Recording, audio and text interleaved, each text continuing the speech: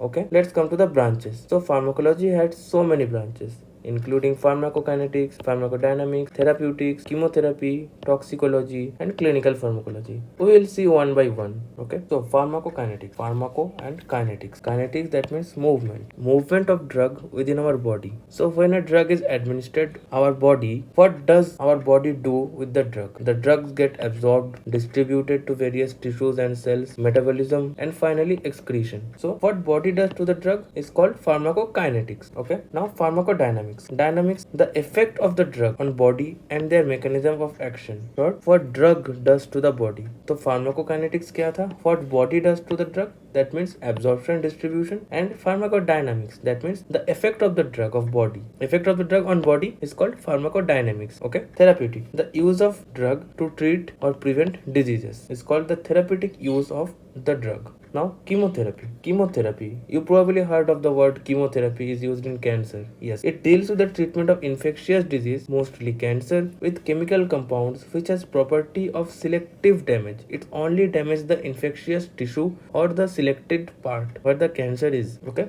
toxicology, it's all about poison or the adverse effect of the drug. So toxicology is the branch of pharmacology that deals with the study of adverse effect of the drugs and other chemicals on living organisms, including their detection, prevention, and management.